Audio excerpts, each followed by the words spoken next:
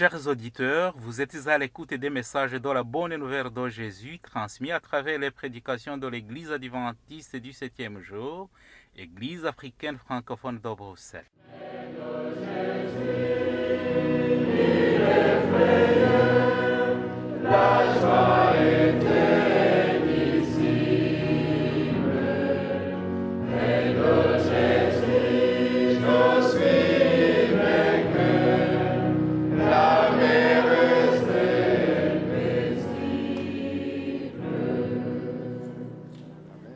C'est ainsi qu'a commencé la bonne nouvelle de Jésus-Christ, le Fils de Dieu. C'est là ce qui est écrit dans le livre du prophète Ésaïe. J'enverrai mon messager devant toi, il te préparera le chemin. On entend la voix de quelqu'un qui crie dans le désert. Préparez le chemin pour le Seigneur, faites-lui des sentiers droits.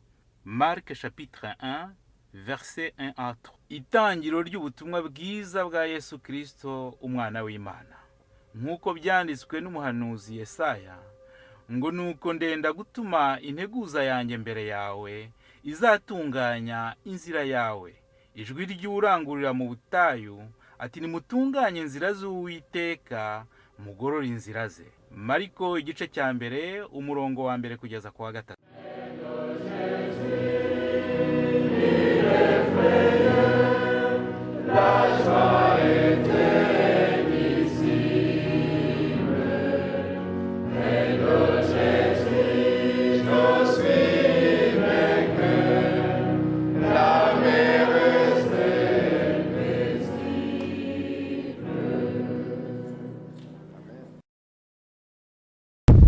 Alléluia.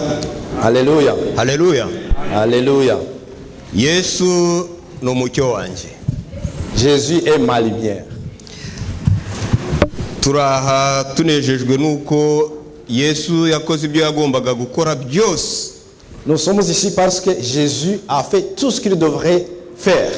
Kugira ngo nge nawe tube abaragwa b'ubwami bwe. Afin que moi et vous nous soyons des héritiers du royaume des cieux. Yakoze ibyo yashoboraga gukora byose. Il a fait tout ce qu'il devrait faire. Kugira ngo aduhindure ibyaremwe bishya. Afin qu'il nous transforme dans de nouvelles créatures. Abanejejwe n'aya magambo Imana ibaha umugisha. Yesu n'umucyo wacu, Yesu n'umucyo wanje, lumière. Yesu n'umucyo wacu ibihe byose. Jésus est notre lumière pour l'éternité. Uyu munsi ni umunsi udasanzwe. Aujourd'hui c'est une journée spéciale. Abakiri batoya bakunda kugira ikintu bita ngo surprise. Ceux qui sont encore jeunes, ils ont des moments de surprise. Burya rero ibitungura abantu hagira igihe bari byiza cyangwa akabari bibi. Des fois des surprises sont de mauvais augure ou sont de bon augure. Ariko kubera ko iryo jambo rimaze kuba gikwira iyo bavuze ngo surprise. Mais comme son mot est presque banal, abana bahita batangira kwishima ukabona baramwenyura kuko babumva ko hari ikintu kidasanzwe kiza kigiye kuba. Dans cet usage courant, dès qu'ils entendent des surprises, les enfants commencent à être joyeux parce qu'il va y avoir quelque chose de spécial bien sûr. N'uyu munsi dufite surprise umuryango wa Gahizi Jean-Baptiste. Et aujourd'hui nous avons aussi une surprise parce que la famille de Gahizi Jean-Baptiste wazanye mu nzu y'Imana kubwo iby'Imana yabakoreye. Donc est venu présenter le don de Dieu.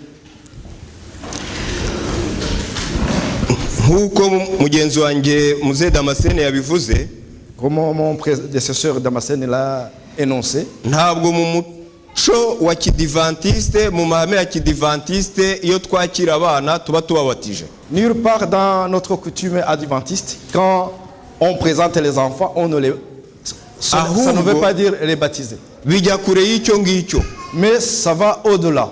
Kwakira umwana ni umwanya wo gushima, ni umwanya wo kunezerwa. Accueillir un enfant, c'est la façon de rendre joyeux, le temps de se réjouir. Niyo mpamvu nsaba kugira ngo buri muntu wese afate Bibiliya ye arebe muri Zaburi ya 27. Ainsi donc je demande à tous parents de regarder dans Psaume 27. Dusomere hamwe amagambo aboneka ku murongo waho wa 3.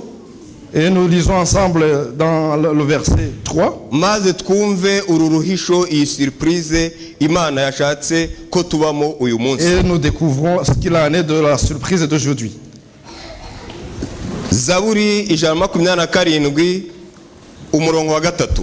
Psaume 127, son verset 3. Iyi zaburi irazwi cyane, ndetse uburyo umunyezaburi yayitangiye atangira agaragaza gukomera kw'Imana no kugira neza kwayo. Donc il montre la puissance de l'Éternel. Niyo mpamvu ikintu cyose cyamugeragaho we yagikeshaga Imana. Donc l'Ecclésiaste qui a présenté ce psaume, donc tout ce qui lui arrivait, et ça venait de l'Éternel. Ku bw'ibyiringiro yari afite mu Mana, à cause de l'espérance qu'il a témoigné à lui, byamuteye gutangira avuga ngo Imana yatariyo yubatse inzu, abubatsi baba baruhira ubusa. Ça lui a poussé à avoir un fondement disant, si ce n'est Dieu qui construit une maison, ceux qui le font en vain. Kandi iyo Uwiteka atari we warinze umudugudu, abarinzi kabone n'iyo baba bafite imbunda za rutura baba barindiye ubusa umurwa. Et si ce n'est l'Éternel qui a gardé la ville, donc ceux qui la gardent le font en vain. Maze arakomeza ku murongo wa gatatu. Ainsi dans le verset 3, abana, les enfants, ndagira ngo n'abana bari hano bose n'ababyeyi babashe kumva neza uyu murongo, bantega amatwi. Les parents et les enfants qui sont ici doivent y prêter attention. Ngo abana, dore abana n'umwandu ukomoka ku Uwiteka. Voici les enfants sont des bénédictions venant de l'Éternel. Dore abana n'umwandu ukomoka ku Uwiteka. Voici des fils sont un héritage de l'Éternel. Imbuto z'inda, le fruit des entrailles, nizo ngororano Uwiteka atanga. Amen. Est une récompense. Iyo nsomye uyu murongo, quand je lis ce verset, nk'umubyeyi, en tant que parent, njya kure, j'essaie de pousser plus loin. ngashaka kwambara urukweto Aburahamu yari yambaye na Sara. Et j'essaie de me mettre dans la chaussure que portaient Abraham et Sara. Ariko nkongera nkagaruka kuko nsanga ruhanda. Mais quand même je fais attention parce que je me sens un peu brûlant. Kuva mu buto bwabo, mu bugeni bwabo, bashakisha umwana, ariko bagenza gute? Baramubura. Depuis leur jeunesse, ils ont essayé d'avoir un enfant, mais en vain. Urwo rukweto mwagize ngo ruroroshye kurwambara? Est-ce que croyez-vous que cette chaussure est facile à porter? Iyo mbitekereje ngira ubwoba kuko numva harimo amahwahanda cyane. Quand j'y pense, je suis frappé de peur parce que je sens que il y a quand même quelque chose de piquant. Nkongera nkagenda nkajya kwa Elukana. Et je vais chez Elikan. Ngatekereza kuri Hana. Et je pense à Anne. Byo byari ibindi. Cela était autre, c'était spécial. Mukeba warabyara. Ça arriva mais au monde. Ariko we ntabyara. Mais elle est stérile. Aha niho hatera kumva mu buryo bw'imbitse ubusobanuro bw'iri somo. Et cela me donne vraiment une expression profonde de uwatekerezaga ko guhura k'umugabo n'umugore bita bitanga umwana, ceux qui pensaient que l'union entre l'homme et la femme donne directement aribeshya. Ils se trompent. Abana n'umwandu uturuka ku Uwiteka. Donc les enfants sont des bénédictions venant de l'Éternel. Imbuto z'inda dore niyo ngororano Uwiteka atanga. Le fruit de nos entrailles, voilà c'est l'héritage que l'Éternel donne. Uyu munsi uyu muryango wa Gahizi uri hano kugira ngo uhamye ibyo ngibyo. Aujourd'hui la famille Gahizi est là pour en témoigner. Kuko Uwiteka yabagiriye neza. Parce que l'Éternel il a fait du bien. Maze amaze kubagira neza abaha umwana w'umuhungu. Ainsi donc il a fait des merveilles de lui donner un fils. Baravuga bati umunezero no kugushima Imana ntabwo twabyiharira twenyine, ahubwo reka tumujyane mu nzu y'Imana. Et ils se sont dit qu'ils ne pouvaient jamais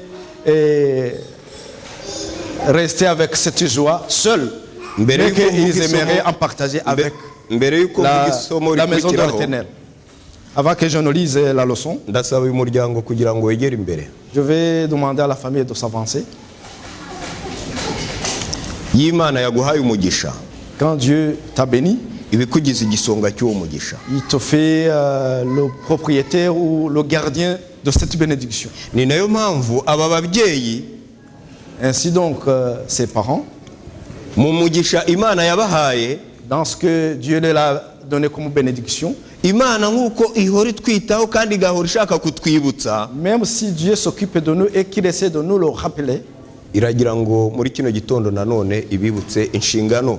il veut que même ce matin, il les rappelle de leur devoir. Ntabwo birangira mu kwakira impano. Ça ne se termine pas du recueil du don ou de Bijya kure yabyo. Ça va au-delà.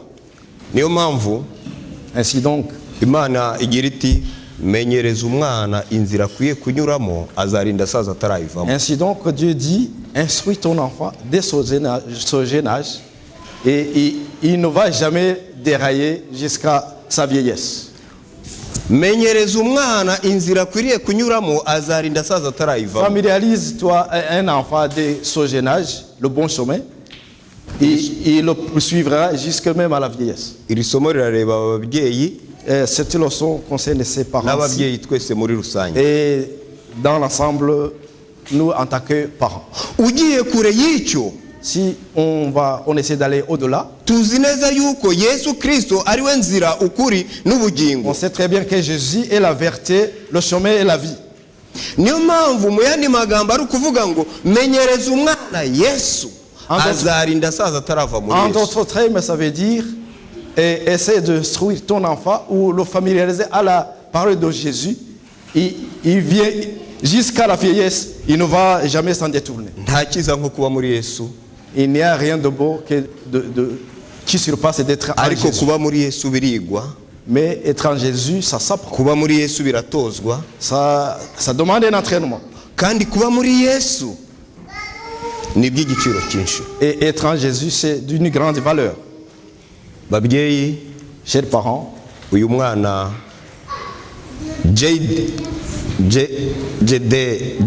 cet enfant- Jaden, c'est ça, Dédé.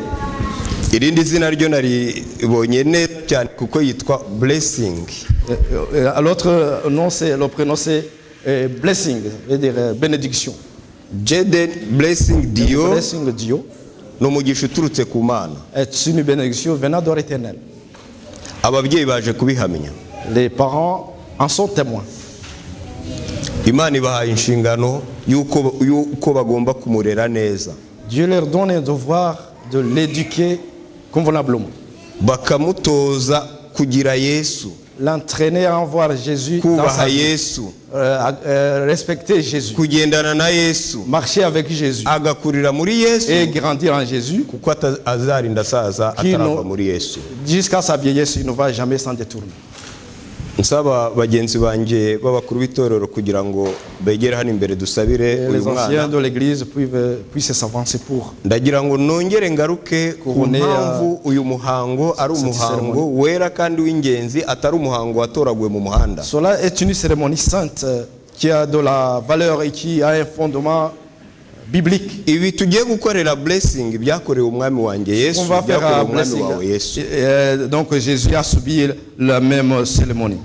Muri Luka igice cya kabiri Dans Luc 2, guhera ku murongo wa 21 tuhasanga ko Yesu yavutse nk'uko abandi bana bose bavuka, on voit que Jésus est né comme d'autres enfants ordinaires. ariko igihe kigeze bamujyana mu rusengero. Mais le temps venu, il a été amené au temple. Bamugejeje mu rusengero, Une fois hari arrivé au umusaza Simiyoni Il y avait un vieux Siméon. ngo yari ategereje ihumure ry'Imana, Sorry. yari ategereje ihumure Et ry'Imana, donc il attendait la gloire du Seigneur.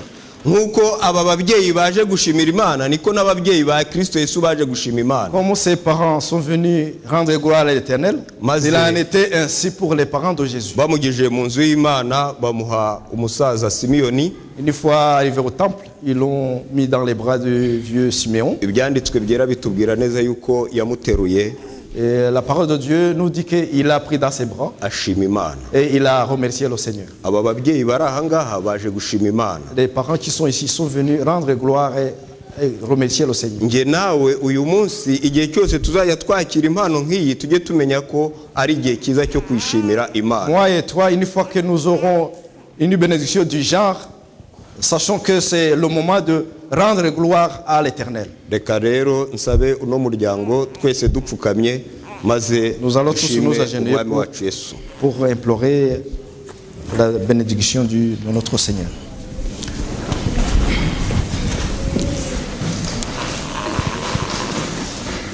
Mana nziza, Dieu Tout-Puissant, uwera w'ibihe byose, le Saint de tous les siècles, turagushimira ibyo wakoze mu bwiherero bwa babiri.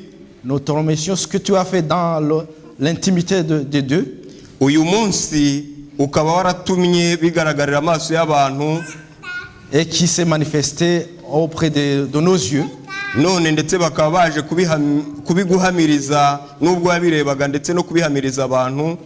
Même si tu le voyais, ils sont venus le témoigner devant tout le monde et même devant ta face Bagushima. pour te rendre gloire et te remercier. Mana data, turagushima kubw'uyu mwana blessing watanze muri uno muryango wa Gahizi, uhabwe icyubahiro. Cher tendre Père, nous te remercions pour cet enfant que tu as donné dans la famille de Gahizi. Wakira ishimwe ryacu, Accueille nos remerciements. wakira ishimwe ry'abo babyeyi. Accueille les remerciements de ses parents. Uyu mwana rero reka tumushyire ku birenge bya Yesu. Nous voulons déposer cet enfant au pied de Jésus. Yesu rera neza ntago ryamishe abari umurera. Le sœur qui s'est éduquée sans qui prenne de mauvais chemins.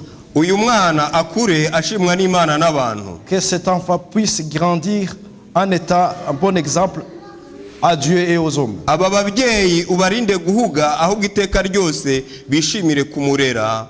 Donne le temps de joie d'éduquer cet enfant. No kumwereka Yesu ibihe byose kugira ngo azarinde asaza atarava muri Tout Yesu. en le mettant entre les mains de Jésus afin qu'il puisse le suivre jusqu'à sa vieillesse. Iyo nshingano uyiduhe twese nk'ababyeyi bari muri no teraniro. Ce devoir, confie-nous ce devoir comme étant tous les parents qui sont ici réunis. Kandi wakire gushima kwacu twese kubw'impano n'imigisha z'abana waduhaye. Et accueille nos remerciements suite à différentes bénédictions d'enfants que tu nous donnes. By'umwihariko muri uno muryango wa Gahizi uyu mugisha blessing ubahaye. Et spécialement dans la famille Gahizi à cause de cet enfant blessing. Ababera umugisha iteka ryose. Qui soit leur bénédiction pour tout le temps. Urakoze Mana. Merci Seigneur. Wakire gushima kwacu no k'uyu muryango. Accueille nos remerciements et celles de cette famille. Mu izina rya Yesu. Au nom de Jésus. Amen. Amen. Amen. Amen.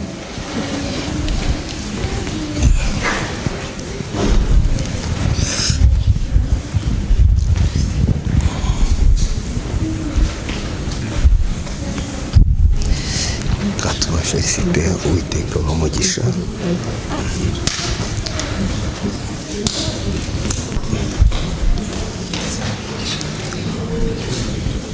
Ni umwanya mwiza wo kubafelicita. C'est le moment de les féliciter nk'ababyeyi en tant que parents, tubifuriza imigisha y'Imana en leur souhaitant de bénédiction de n'ubwenge l'Éternel butangaje buturutse mu ijuru et kugira de ngo buzabashe l'intelligence, de kurera la sagesse céleste afin qu'ils puissent l'éduquer convenablement selon la volonté de Dieu.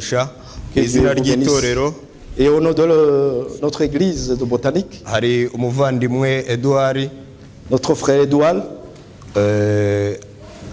turagira ngo abahereze impano izajya ituma blessing kubw'uyu munsi yibuka ko yashyizwe imbere y'Imana nk'uko ari agatama twese turi intama za Yesu azahore nawe a été accueilli dans le temple du Seigneur et qu'il soit comme cet petit agneau auprès de Jésus.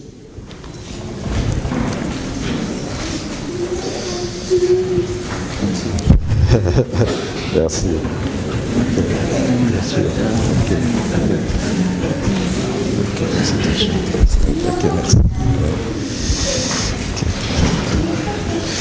Imana ni nziza.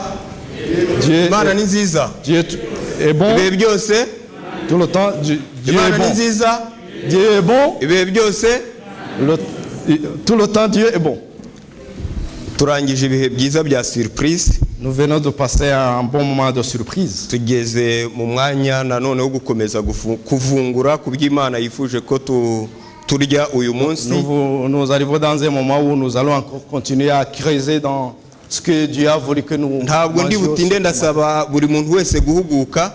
Je ne vais pas traîner, j'essaie de demander à chacun d'être attentif kugira ngo mu mwanya mutoya tubashe kugendana, afin que dans le peu de temps que nous avons, nous puissions aller ensemble.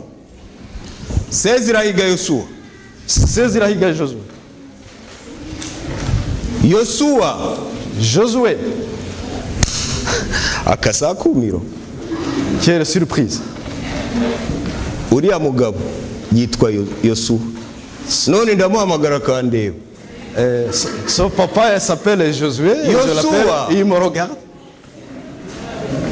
Abasore b'iki gihe nta wamenya. Les jeunes d'aujourd'hui. Niko Mama Diane. Mama Diane. Mama Diane. Pas de réponse. Ibiri mu basore dore byageze no mu. Ceux qui se trouvent chez les jeunes se trouvent maintenant. Niko Mama Diane niwe mpamagara. Mama Diane, c'est à vous à qui je m'adresse. Akumiro. C'est une surprise.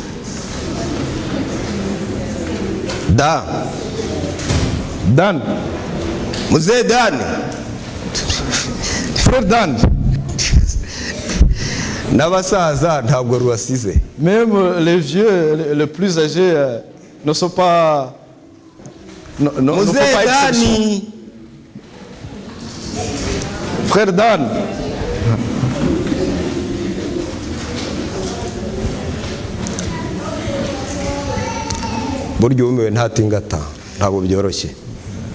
Donc celui qui croise, qui connaît un problème et reste toujours en surprise. Mama Grace. Mama Grace. Mama Grace. Ah. Mama Grace. Karame Théophile. Oui, Théophile. Urakoze cyane. Merci beaucoup. Narabahamagaye. Je vous ai appelé. Muraninira. Et vous m'avez refusé. Narabahamagaye muraninira. Je vous ai appelé et vous m'avez refusé. Ahari mu buryo bumwe cyangwa ubundi. Peut-être moi et vous. Umuhamagaro w'Imana ushobora kuba warakugezeho. Un appel du genre, l'appel de Dieu t'est arrivé. Ikibazo n'ukwibaza ngo ko wahamagawe nkaba narahamagawe mbese naritabye cyangwa naraniniye. La question fondamentale est que j'ai appelé, tu as été appelé.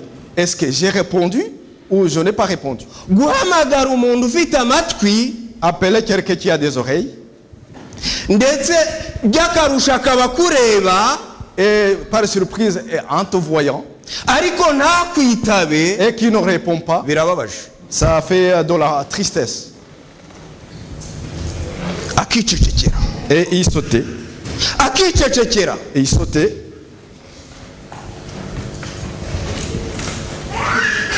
Yewe naho yaba adafite amatwi, même s'il n'a pas des oreilles, ariko akaba afite amaso areba, mais ayant des yeux, iyo wamuhanze amaso, une fois que tu le fixes, abona ko hari ikintu ushaka kumubwira. Donc il devrait déduire qu'il y a quelque chose que tu veux lui adresser.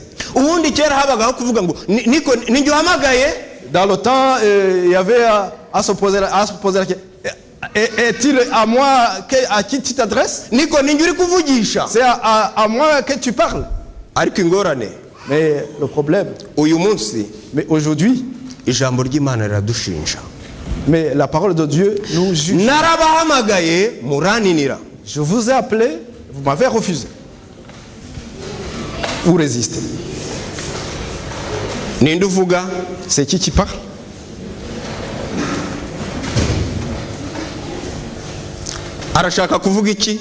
Qu'est-ce qu'il veut dire?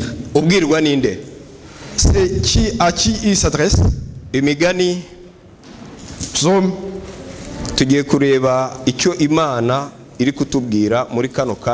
Nous allons voir ce que Dieu veut nous dire.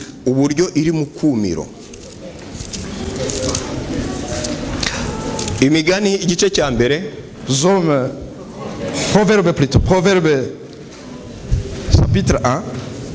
umurongo wa 24. Le verset 24. dushobora gusoma twashaka tukageza ku wa 28 ariko ndibanda cyane kuri no murongo wa 24. On peut aller plus loin jusqu'au verset 28, mais je vais m'attarder sur le verset 25.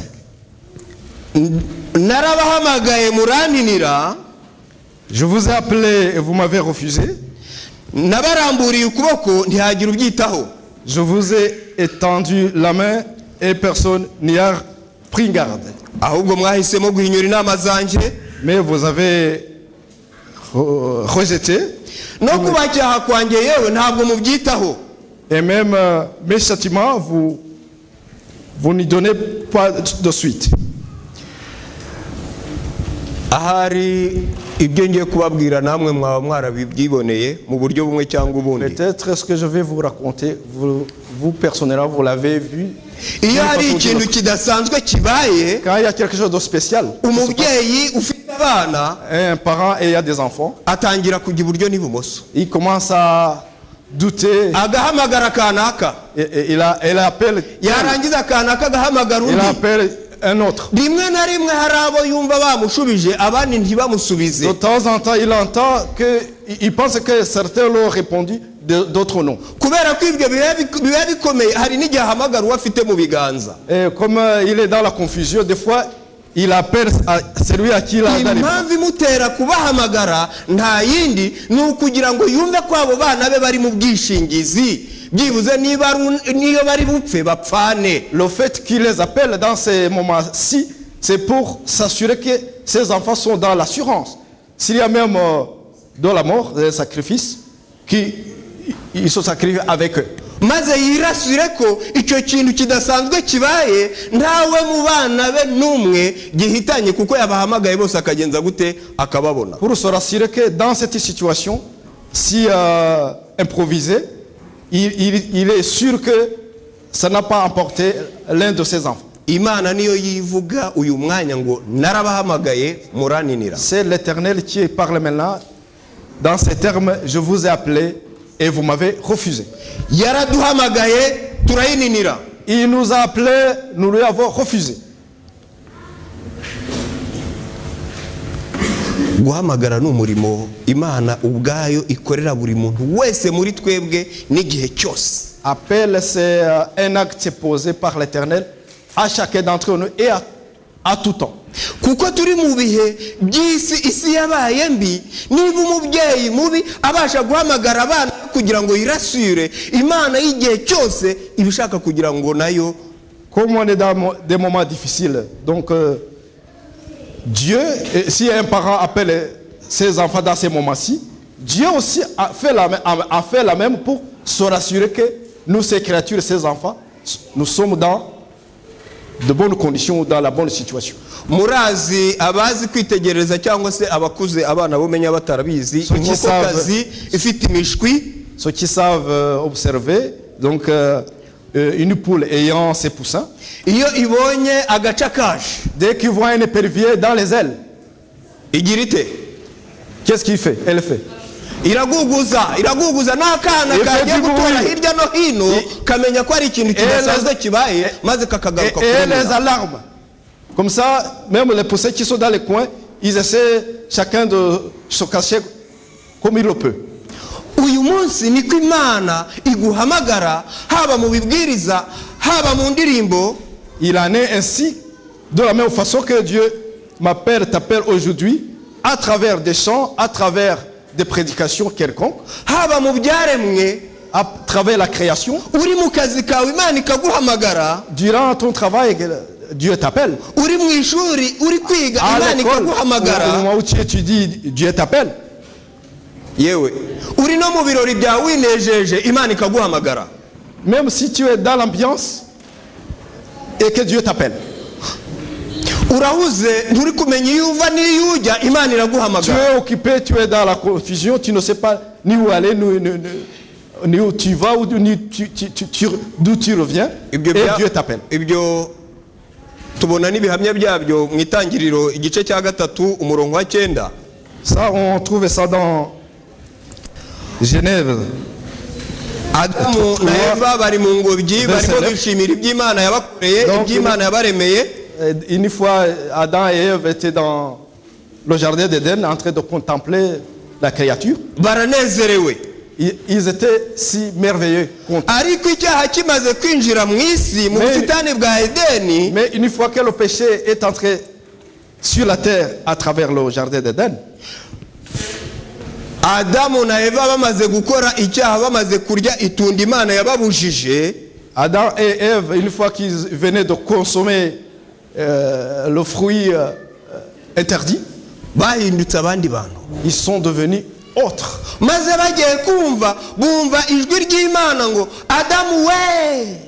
Et dans l'étonnement, ils entendent de loin la voix de l'Éternel. Adam, où es-tu? Uri hehe? Où es-tu? Adamu uri hehe? Où es-tu, Adam? Yo tomye iri somo ndashenguka. Quand je lis ce passage, ibanza y'iki gice namwe tubona ko Imana yari isanzwe igenderera Adamu na Eva. Dans les précédents versets, j'ai vu que d'habitude, dans la coutume, l'Éternel les rendait visite. Ko bigeze bagira ubwoba. Qu'ils n'ont jamais eu peur. Bigeze n'ubwo bavuga ngo twumvishe imirindi yawe. Jusqu'à ce qu'ils ont dit, on a entendu tes pas. Maze turihisha. Et on a essayé de se sauver, se cacher. Ubwo mwagiye kwihisha aho kimwariye kuri cya giti nababujije. Ah, si vous cachez, par hasard, vous n'avez pas touché à l'arbre interdit? Ikidasanzwe cyabaye kuko abana b'Imana bamaze gukora icyaha, Imana ntabwo ibirebera, ahubwo yaranzwe no kujya kubashaka ngo bana banje muri hehe. Une fois que l'iniquité a été commise, Dieu n'a pas resté invincible. Il a fait le premier pas pour aller leur voir et leur demander où en êtes-vous? Nubwo Adamu tujya tumuvugaho byinshi. Même si à travers Adam on parle de. Nubwo ari umunyantege nkeya. Même s'il était un homme faible. Ariko Adamu yari honnête. Mais Adam, il était un homme honnête. Amaze kumva ijwi ry'Imana rikubise mu matwi ngo uri hehe. Une fois qu'il a entendu la voix du Seigneur qui l'appelait, Adam, où es-tu? Ati twumvishe imirindi yawe. Et directement, on a entendu tes pas. Ati turiruka. Et on a couru, on a fui en face. Adamu yari ameze nk'umwana. Adam était comme un enfant. Uzibeshye ukora ikintu umwana araho. Essaye de faire quelque chose en présence d'un enfant. Yewe iyo ugikoze uri kumwe n'umwana mama wadahari mama apfa kwinjira atangira aza kurakonta ibyaha. Et une fois que tu fais quelque chose à l'absence de maman mais en présence de l'enfant, une fois maman arrivée, l'enfant commence à raconter. Iyo yagikoze ari kumwe na mama we papa kinjira ahita aza kurakonta. Il en est de même si quelque chose s'est passé avec maman, une fois que papa entre, ça devient l'inverse. Niko Adamu yari yimereye. Adam était dans cette situation. Il était comme cet enfant. Ati umugore wampaye. Et il dit, la femme que tu m'as donnée. Ntabwo yigeze avuga ngo umugore mfite umugore wampaye umugore wampaye man. La femme que tu m'a donné des fruits. Il n'a jamais dit la femme que j'ai, mais plutôt la femme que tu m'as donnée. Ndashaka ngo tugaruke kuri iri jambo guhamagara kw'Imana. Je vais revenir sur cet appel. Niba Imana iguhamagaye, si Dieu t'appelle, Imana ikampamagara, et que Dieu m'appelle, nuko inyifuriza icyiza kirenze kuba ndi gufata ibibabi by'imitini nsanasana. C'est qu'il me veut du bien surpassant ce que je suis dans la situation dont je vis. Iranshakira ibyiza birenze aho nijyaye. Et il ne me veut que du bien qui surpasse là où je m'amène seul. Imana irahamagara ngo uri hehe. Dieu t'appelle disant où es-tu? Mwababyeyi mwe, chers parents, muri he? Où êtes-vous? Mwabana mwe mwabasore, les enfants, les jeunes, muri hehe? Où êtes-vous? Ntabwo byoroshye. Ce n'est pas si facile. Mbese muraho Imana ishaka ko muba? Mukora icyo ishaka ko mukora cyangwa mwibere mu bindi? Êtes-vous à l'endroit où Dieu veut que vous soyez en faisant sa volonté, ou bien vous êtes là pour faire ce que vous voulez? Igitabo cya mbere cya Samweli ku gice cya gatatu tuhabona ihamagarwa rya Samweli. Au premier livre de Samuel, chapitre 3, Samuel Samuel qui est né d'une façon spéciale.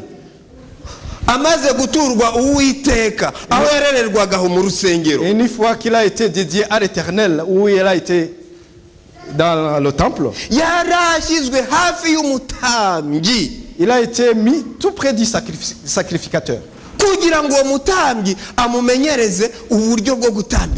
En fait, le sacrificateur le forme sur la façon dont il doit honorer, donner sacrifice à l'Éternel. Élie, le mauvais sacrificateur.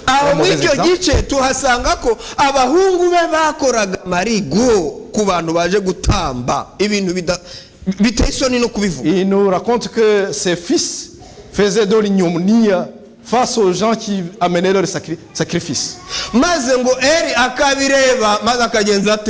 Élie, quand il regardait ça,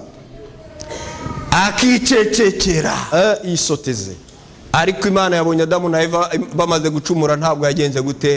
Mais une fois que l'œil de l'Éternel a vu ce qu'a commis Adam et Ève, il ne sait pas.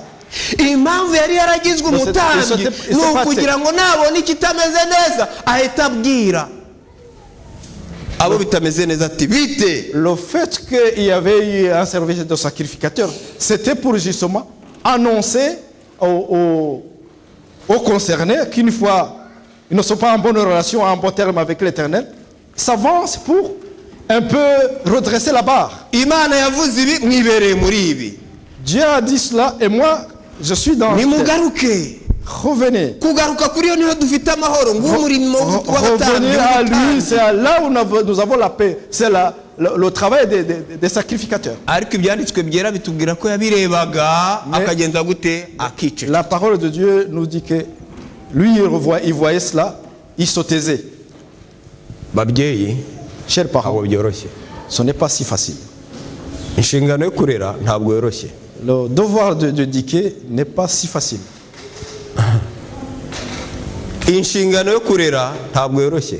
Donc ce n'est pas si facile d'éduquer. Un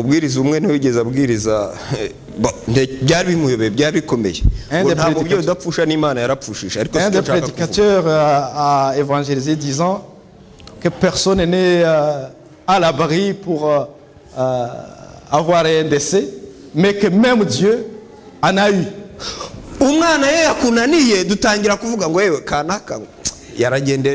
Dès qu'il y a un problème, un enfant devient incorrigible. On commence à dire à tel, il a eu des soucis, il a un grand fardeau. Élie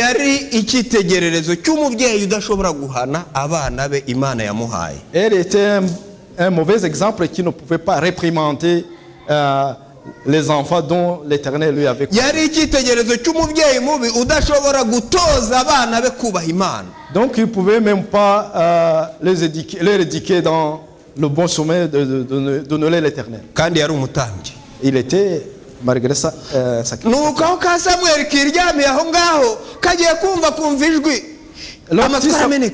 Le petit Samuel qui était paisible dans son sommeil, il entend une voix forte. Il a été appelé Samuel.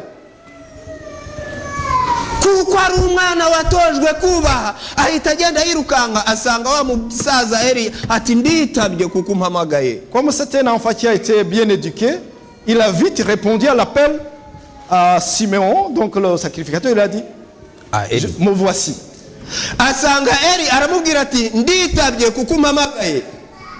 Il a dit, je suis là parce que tu m'as appelé. Et le sage lui dit, je ne t'ai jamais appelé, va t'endormir de nouveau. Et une fois endormi, encore il a entendu le même voix. Il a entendu le même phénomène de voix. Il a répondu disant, tu m'as appelé, me voici. Chers jeunes, urubyiruko muraha ndagira ngo mwumvike. La jeunesse qui est ici, écoutez cela. Umubyeyi araguhamagara ijwi rikataha mu matwi. Un parent t'appelle et tu entends. Ugaceceka ukamera ngaho nta kintu umvishe. Et tu ne réponds pas comme si rien n'était. Wagira kera kabaye ugatangira ngo kwa. Et une fois que tu te sens un peu stressé, tu dis quoi? Imana irashavura. Et Dieu en est vraiment. Imana yatanze abana kugira ngo babumugisha ku babyeyi. Dieu nous a donné des enfants pour qu'ils nous soient des bénédictions. Ntabwo yabatanze nk'ibibazo ku babyeyi. Ce ne sont pas pour. Il ne nous a pas donné des enfants pour être des problèmes pour nous. Samuel araryama bwa kabiri. Samuel serait endormi. Agize ngo ahumbye amaso yumva ijwi ngo Samuel Samuel. Il entend de nouveau la voix l'appeler Samuel Samuel. Arirukanga asubira ku musaza Eli ati nditabye kuko umpamagaye. Il est revenu à Eli. Me voici parce que tu m'as appelé. Burya uwabanye n'Imana uko byagenda kose agira ibisigisige ariko donc tout quoi que l'on fasse, c'est lui qui a cheminé avec Dieu, il lui restait quand même quelques ingrédients. Ibyo bisigisige ntabwo tugomba kubyirata. Mais on ne doit pas se vanter de ces ingrédients. Kuko Eli ntacyo byamumariye. Parce que ça n'a rien fait à Eli. Hari n'abandi benshi. Il y en a beaucoup d'autres. Maze Eli yumvisha ari ubugira gatatu. Ti mwana wanjye genda niwongera kumva ijwi riguhamagaye uvuga ati vuga kuko umugaragu wawe nguteze amatwi ni Imana iri kuguhamagara. Et il a conseillé à Samuel, il lui a dit si tu entends encore une fois la voix qui t'appelle, tu dis me voici parce que c'est Dieu qui t'appelle. Me voici. Imana igize ngo yamagare Samuel ati vuga databuja umugaragu wanteze amatwi. Une fois que l'appel lui a été lancé de nouveau, il a dit me voici ton serviteur, j'écoute. Kuko Eli yananiwe kurera. Parce que Eli n'a pas su akananirwa kwereka abana be mu rukirigirwe Imana nyamana. Il n'a pas su donner le fruit de ses entrailles. Imana irashaka gukiza Samuel atatazatikimira mu bana ba Eli. Donc Dieu veut sauver Samuel iramwibwiriye none imbone nkubone pour ne pas succomber dans la famille de Eli. Il veut lui s'adresser à lui face à face. Urareba uritegereza ura muryango wa Eli urimo. Reba amabi yose bakorera ubwoko bwanjye buje gutamba. Il dit regarde ce que font l'ignominie, l'iniquité qui se fait dans la famille d'Eli. Bira bintu Eli abireba kicecekera nanjye sinzaceceka. Même s'ils le font en présence d'Eli, il ne dit rien. Mais moi, quant à moi, je ne me tairai jamais, dit l'Éternel.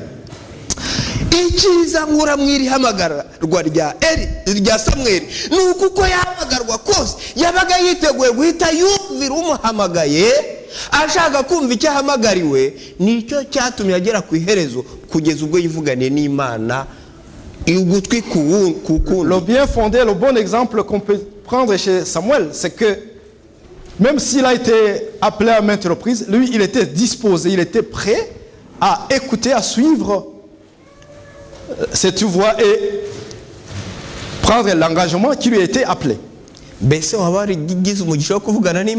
As-tu une bénédiction de parler avec Dieu? Ou il t'a parlé mais tu ne t'es pas rendu compte?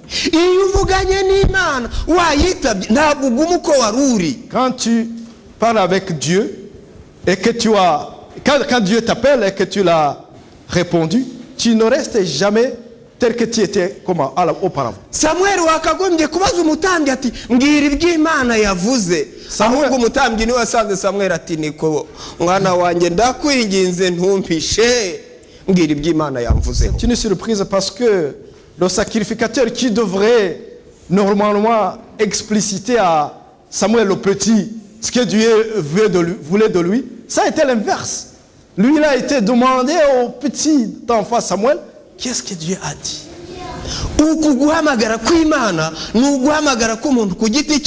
Cet appel de Dieu est personnel.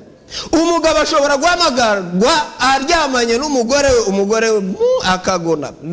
peut être appelé malgré qu'il partage le lit avec sa femme et la femme ne se rendra pas compte. umugore ashobora guhamagarwa aryamanye n'umugabo we umugabo akaguma akigonera ariko umugore Ça peut être de même si ça devient à la femme d'être appelée. mu byakozwe n'intumwa igice cya 9 ni amagambo tumaze iminsi twiga ubu gukora wera. Acte 9. Sauli gica Sauli arahamagarwa. Sauli arahamagarwa. Saul appelle, a été appelé. Imana Yesu ubwe ati Sauli iki gitekerezo Saul, pourquoi me persécutes-tu? Niko undenganyiriza iki Sauli we Sauli undenganyiriza iki Sauli ntabwo avuze turi ahubwo nkuvunira umuheto ati urinda uwo ndenganya uwo yinjira muri discussion. Et il a eu la compréhension. Où es-tu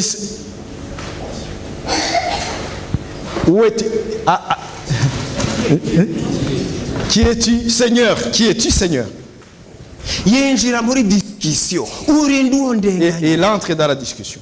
Adamu yinjira muri discussion. Adam entre dans la discussion avec Samuel yinjira muri discussion n'Imana. Dans la discussion avec Saul yinjira muri discussion n'Imana. Saul entre dans la discussion avec Jésus. Havuyemo ikintu gikomeye cyane. Donc cela a produit de bons fruits.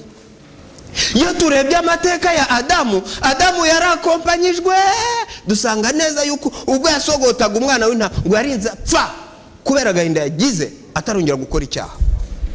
Donc quand on suit l'histoire d'Abraham, d'Adam, donc jusqu'à ce que, selon l'histoire, jusqu'à ce qu'il devrait sacrifier son fils et qu'il a sacrifié un mouton, un bélier à la place. Donc il a eu cette conviction, ça l'a touché jusqu'à ce qu'il a vieilli, il a quitté le monde sans point de nouveau péché. Les gens qui étaient avec Saul, il était quand même un grand chef. Donc la façon de quand tu ne marches pas seul, ça montre quand même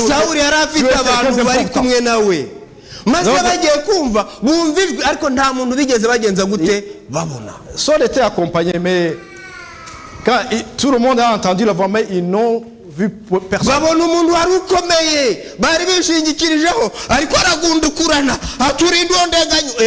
Et ils ont vu l'homme le plus considéré, qui était Saul, ébranlé,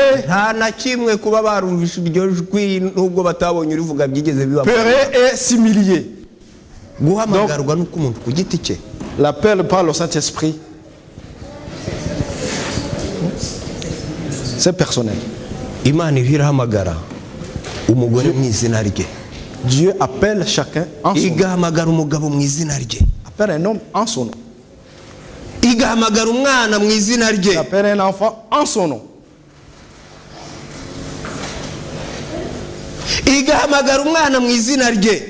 Appelle un enfant en son nom. Les enfants, Dieu peut vous appeler en vos noms.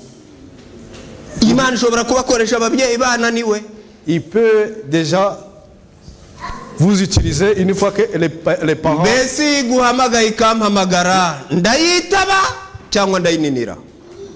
Est-ce que si Dieu m'appelle, je réponds ou je ne réponds pas?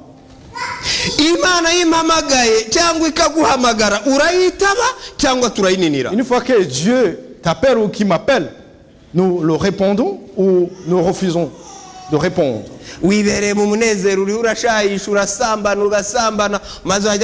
dans la joie mondaine, dans la débauche, dans la tromperie. Mais là où tu es loin de...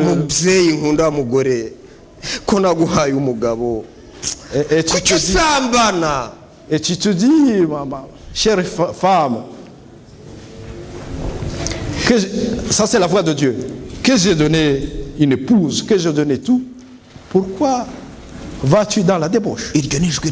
Ça c'est... La voix de l'Éternel. Il parle. Il peut même te parler. Il peut te parler étant dans la boîte de danse. Mais dans toutes ces situations que tu appelles la joie, une fois qu'il t'appelle, est-ce que tu entends l'appel ou tu négliges ou tu ne veux même pas entendre l'appel?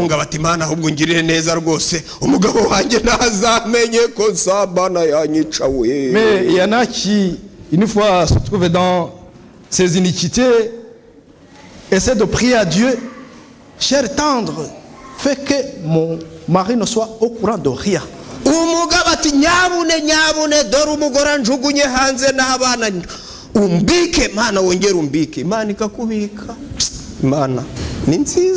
fois que la femme rejette son mari, il essaie de supplier à l'Éternel.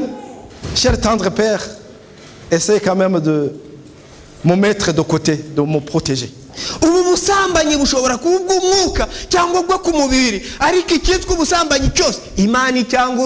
Cette débauche peut être spirituelle ou même physique, mais tout ce qui s'appelle débauche est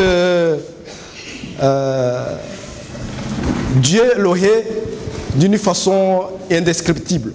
Si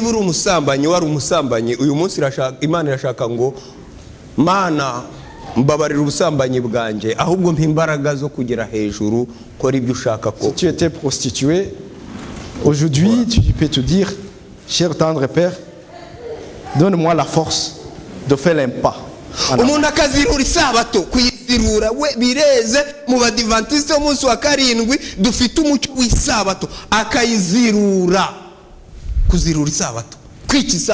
Ah, quelqu'un qui ne respecte pas le sabbat, surtout que c'est de coutume aujourd'hui, et on essaie même et on le transforme même en autre sabbat au lieu du sabbat de l'Éternel. Une fois qu'on est en train de le salir, Dieu te dit, mon cher enfant, tu as connu la vérité du sabbat. Qu'en es-tu avec eux? Quand tu entends cette voix, quelle est ta réaction, quelle est ta réponse?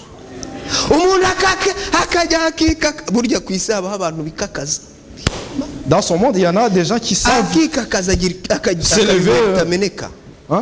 se sentir vraiment puissants. Et ils se sentent vraiment...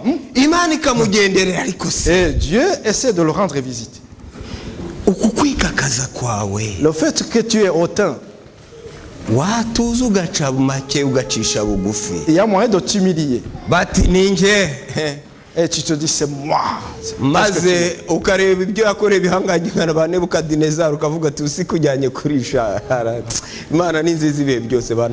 Et par sa grâce, tu vois ce que, soit disant que c'est toi qui l'as fait, mais c'est Dieu qui te l'a fait, et tu crois que c'est de ta force, de ta puissance, comme ce fut le cas de Nebuchadnezzar.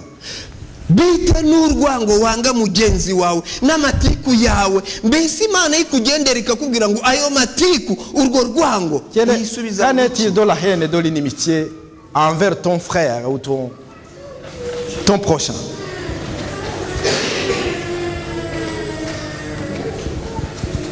Abadiventiste bo mu minsi y'imperuka, les adventistes des derniers jours, banywa inzoga bihishe.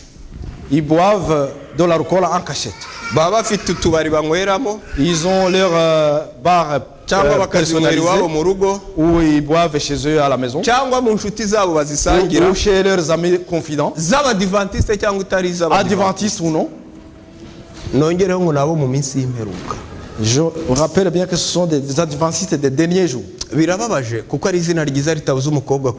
C'est triste. Même si c'est un bon nom, mais...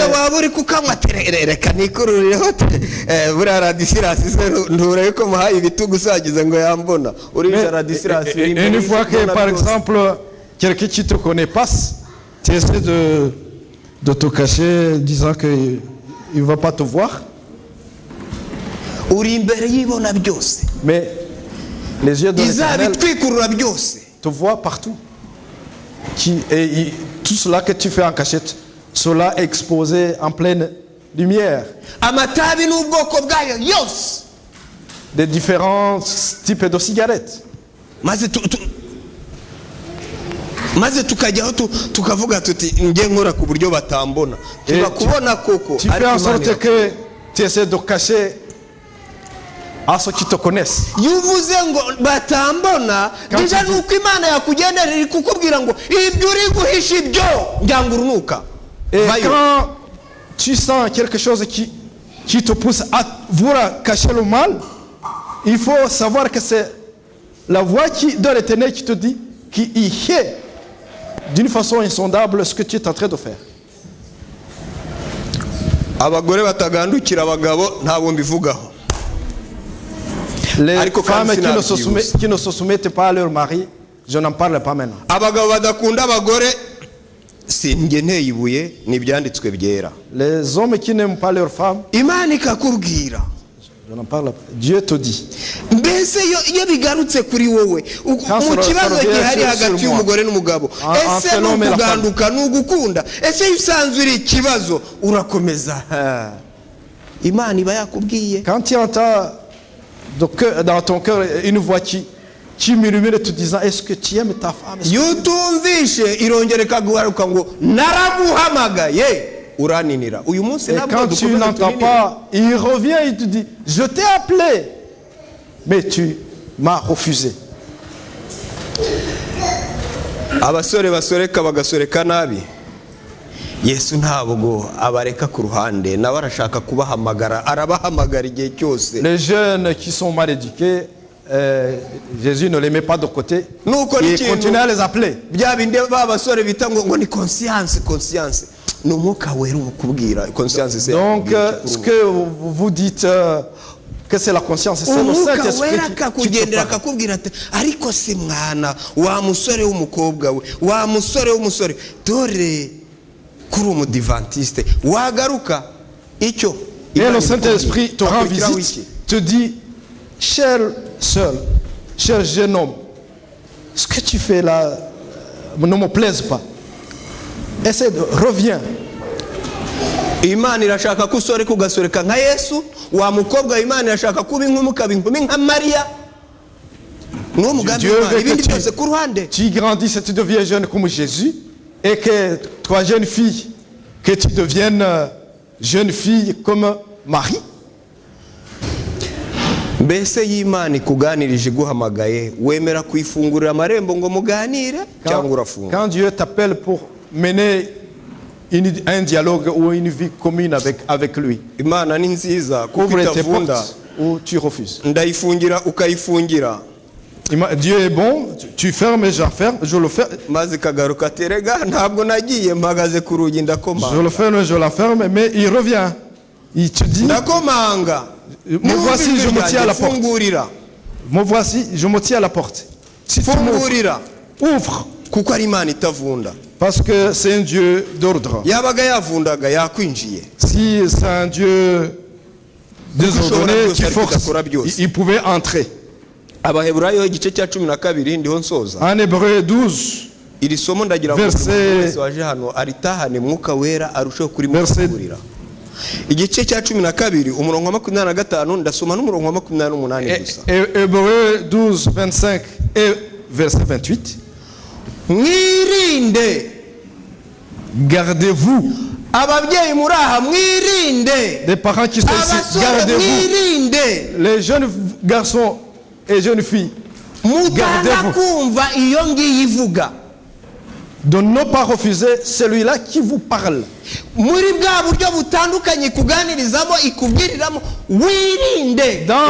de différentes façons dont il te parle. Mets-toi en garde.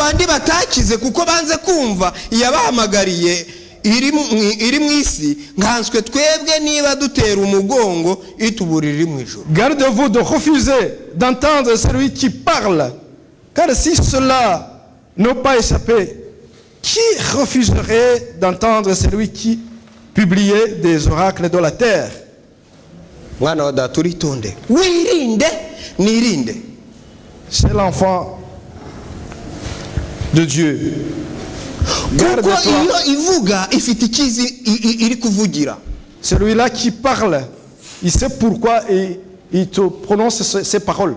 Nicyo gituma murongo 28 ubwo twakira ubwami butabasha kunyeganyezwa dukwire gukomeza ubuntu bw'Imana kugira ngo tubone uko dukorera Imana nkuko ishaka tuyubaha kandi tuyitinya. Verset 28. C'est pourquoi, recevant un royaume inébranlable, montrons notre reconnaissance et rendons à Dieu un culte qui lui soit agréable, avec pitié et avec crainte.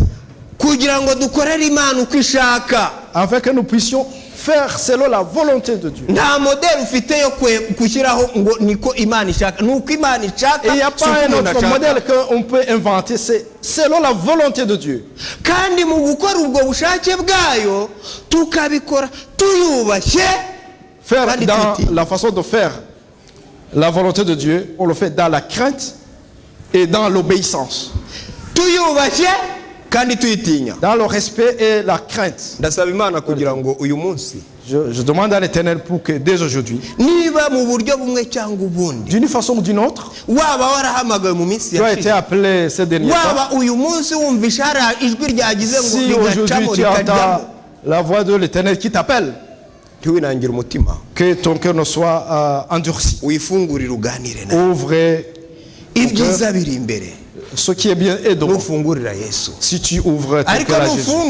Mais si tu fermes, amagambo ateye ubwoba ntasomye ari mu migani nyuma ya les paroles de proverbes azakurikiraho.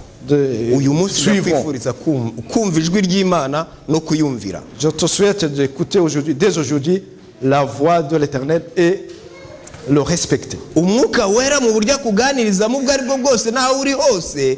La façon dont le Saint-Esprit t'instruit, essaye de l'entendre et l'accueillir.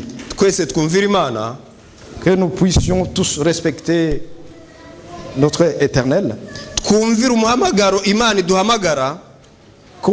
entende l'appel de l'Éternel au nom de Jésus. Amen. Mana data mubyeyi wacu, Dieu, cher tendre Père, uri Imana idahinduka uko ari urejo n'uyu munsi ni kuri kandi ni kuzahoraho iteka ryose. Tu es un Dieu inchangeable, tel que tu étais hier, tu le seras, tu l'es aujourd'hui et tu le seras pour toujours. Uba uwa mbere ugafata iya mbere mu kudushaka kugira ngo umutekano wacu ube wuzuye muri weho. Tu fais le premier pas pour que notre sécurité soit inébranlable. Aho turi hose uraduhamagara. N'importe où nous sommes, tu nous appelles. Uyu munsi. Ainsi donc aujourd'hui. Uturinde kukumva ngo tukuninire ahubwo duhe kukwitaba. Garde-nous de ne pas répondre à ton appel, mais fais que nous puissions t'entendre et te suivre. Turashaka kugukorera. Nous voulons te servir. Dushobora kubigira mu ishyaka. Nous pouvons avoir du zèle là-dedans. Uturinde ishyaka ritava mu bwenge. Épargne-nous du zèle ne venant pas de ton intelligence. Ahubwo duhe kugukorera uko ushaka. Mais que nous puissions te servir selon ta volonté. Kubaha kandi dutinya. En t'obéissant, en te respectant et dans la crainte.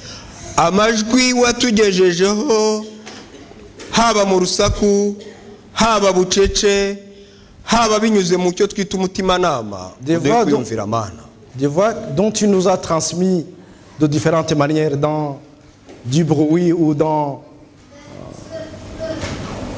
en secret, fait que nous puissions les entendre et les suivre.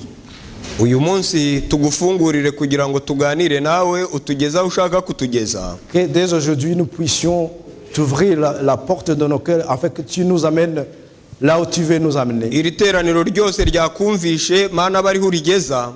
Cette assemblée qui t'a entendu, on veut que tu les amènes là où tu as ta destinée. Kandi urihirire umugisha wawe. Et que tu les bénisses, tu la bénisses. Mu izina rya Yesu. Au nom de Jésus. Amen. Amen.